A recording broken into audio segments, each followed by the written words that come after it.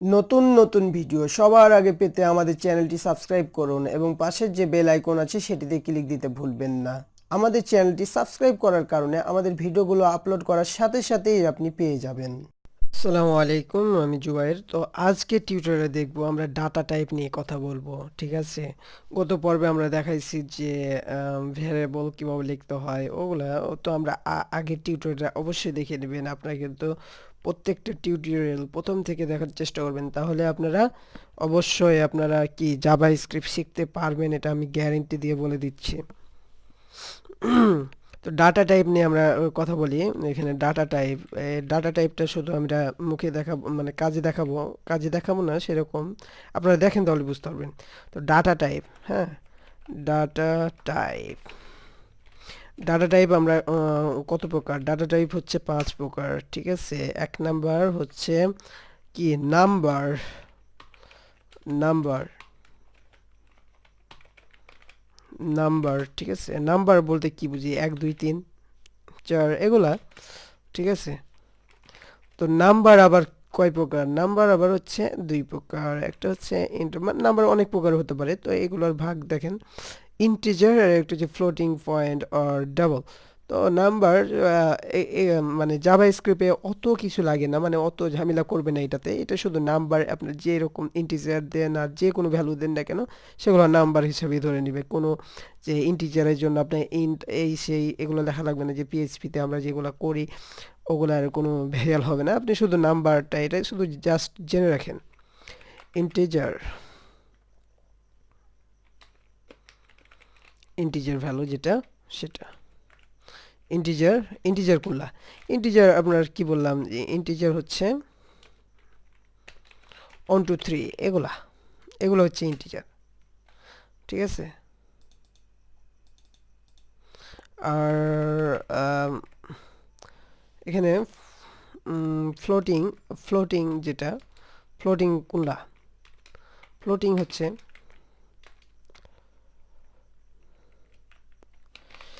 Floating floating হচ্ছে এগুলা, এই যে 5.5, তারপরে হচ্ছে যে এরকম ধরেন যে একটা মানে দশমিক যুক্ত যে নাম্বারগুলো, ওগুলো হচ্ছে ফ্লোটিং বা ডাবল, বা কি হবে? ডাবল ডাবল ফ্লোটিং বা ডাবল বলে এগুলাকে, ঠিক আছে? তো আপনি যে নাম্বারে দেখবেন না কেন এগুলো কাজ করবে একই, নাম্বার বললেই হয়ে যাবে, এগুলোতে সেরকম ঝামেলা করবে না। তো নাম্বার, তাহলে ডাটা টাইপ হচ্ছে একটা নাম্বার, একটা হচ্ছে ইন্টিজার, আর একটা হচ্ছে ফ্লোটিং। তো আপনি নাম্বার, ডাটা টাইপ হচ্ছে নাম্বারটা ধরেন তাহলেই হবে, ঠিক আছে? আর ইন্টিজার ভ্যালুগুলো হচ্ছে এরকম, আর ফ্লোটিং বা ডাবল হচ্ছে এরকম, ঠিক আছে? দশমিক যেগুলা, দশমিক যুক্ত নাম্বার হচ্ছে ফ্লোটিং বা ডাবল, আর ইন্টিজার হচ্ছে এগুলা, ঠিক আছে? ইন্টিজার আর ফ্লোটিং বা ডাবল হচ্ছে এটা, এই দুইটা মনে রাখবেন যে ইন্টিজার ভ্যালুগুলা কি এটা, আর ফ্লোটিং বা ডাবল হচ্ছে এটা, এই দুইটা মনে রাখবেন ভালো মতন। তারপর হচ্ছে স্ট্রিং। স্ট্রিং কোনলা? ঠিক আছে? স্ট্রিং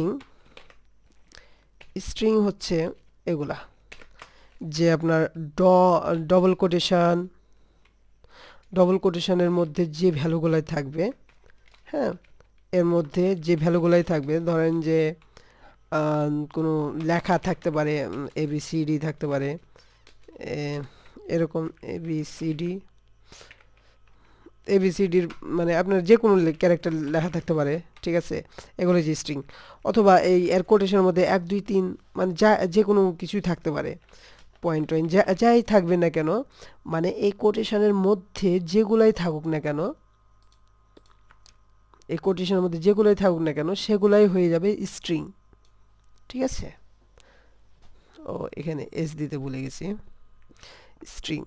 তো এগুলোর মধ্যে আপনার এই কোটেশনের মধ্যে যে মানে যেগুলাই থাকুক না কেন সেগুলো হয়ে যাবে স্ট্রিং। আপনি যে কোনো ক্যারেক্টারও দিতে পারবেন, সমস্যা নেই, সবগুলোই হয়ে যাবে কি? স্ট্রিং। তাহলে আপনি এটুকু মনে রাখেন যে যখনই বলবো যে স্ট্রিং, আমরা এখানে স্ট্রিং দিব, তখন আপনি বুঝে নেবেন যে ডবল কোটেশনের মধ্যে অথবা সিঙ্গেল কোটেশন, এই সিঙ্গেল কোটেশনের মধ্যে কোনো কিছু লেখা আছে, নাম্বার অথবা যে কোনো জিনিস লেখা থাকতে পারে, ঠিক আছে, সেটা হচ্ছে স্ট্রিং। মানে ডবল কোটেশন অথবা সিঙ্গেল কোটেশনের মধ্যে কোনো কিছু লেখা থাকলেই সেটা হয়ে যাবে স্ট্রিং। বুঝা গেছে? ইন্টিজার, ফ্লোটিং, ডাবল আর স্ট্রিং, এই দুইটা বুঝা গেছে। হ্যাঁ, ডাটা টাইপ। তাহলে ডাটা টাইপ হচ্ছে 5 প্রকার মধ্যে 2 প্রকার হলো।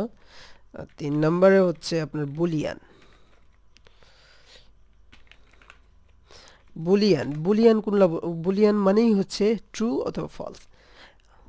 ট্রু অথবা ফলস বলতে বুলিয়ান এটা বলবে যে এটা হ্যাঁ অথবা না, সত্য বা মিথ্যা, যেটা ট্রু আর ফলস। তো এগুলো কাজ যখন করবেন তখন বুঝাবেন ট্রু আর ফলস, মানে এটা সত্য হতে পারে অথবা মিথ্যা হতে পারে, এরকম।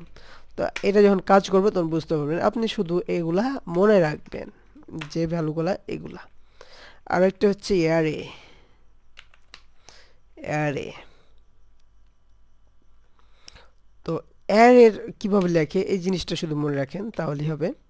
আপাতত এটা ডবল কোটেশন বা সিঙ্গেল কোটেশনের মধ্যে কিছু লিখলেন, স্ট্রিং, যেটা স্ট্রিং আকারে, তারপরে হচ্ছে এখানে একটা কমা দিয়ে লিখলেন, তারপর আবার ডবল কোটেশন বা সিঙ্গেল কোটেশনের মধ্যে কিছু লিখলেন, আপনি যে কোনো বড় ডবল কোটেশন বা সিঙ্গেল কোটেশনের মধ্যে এরকম হচ্ছে আর ফরম্যাটটা, ঠিক আছে, অ্যারে। তো আমরা অ্যারে নিয়ে যখন টিউটোরিয়াল দিব তখন বুঝতে পারবেন যে অ্যারেটা কি। মানে এরপরেই কিন্তু অনেক কাজ চলে আসবে, তখন আপনারা কিন্তু এগুলো নিয়ে বুঝতে পারবেন না।